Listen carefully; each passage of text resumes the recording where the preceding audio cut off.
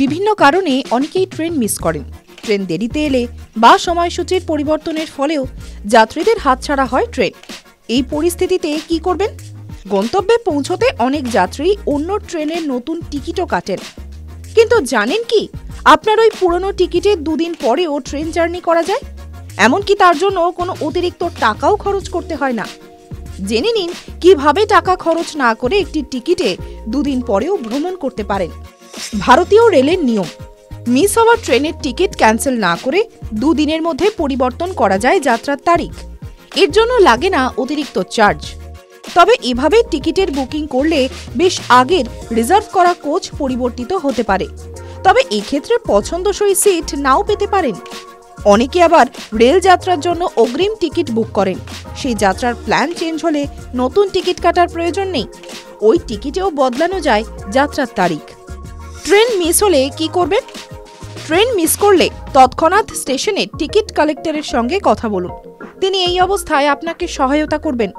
পরবর্তী ট্রেনের টিকিট কাটার জন্য আপনাকে গাইডও করে দেবেন কর্তব্যরত বুকিং স্টাফ। রেলের এই নিয়মও জেনে রাখুন, সমস্যায় কাজে লাগবে। ট্রেন মিস করলেও গন্তব্য স্টেশনের পরবর্তী দুটি স্টেশন যেখানে ট্রেনের স্টপেজ আছে সেই পর্যন্ত সংরক্ষিত থাকে আপনার সিট। ধরুন কোনো ট্রেন হাওড়া থেকে ছেড়ে প্রথমে মেচেদায়, তারপর খড়গপুরে স্টপেজ দেয়। সেক্ষেত্রে হাওড়ায় ট্রেন মিস করলে মেচেদা বা খড়গপুরে আপনি যদি ট্রেনে চড়েন তাহলেও আপনার টিকিট সংরক্ষিত থাকবে। TV9 Bangla digital.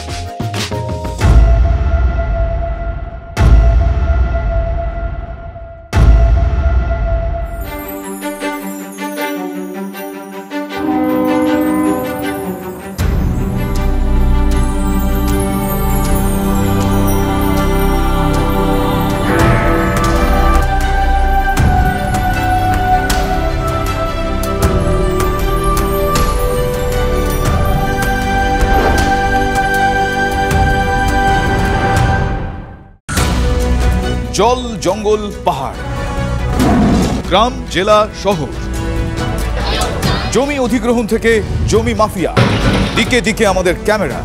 চারপাশে ঘটে যাওয়া ঘটনা থেকে আমরা তৈরি করছি বিশেষ চিত্রদলিল। মানুষের সঙ্গে আমরা, আমি শুভজিৎ। নিউজ সিরিজ দেখুন আমার সঙ্গে প্রতি রবিবার রাত 10টায় TV9 বাংলায়। TV9 বাংলা, না দেখলেই নয়।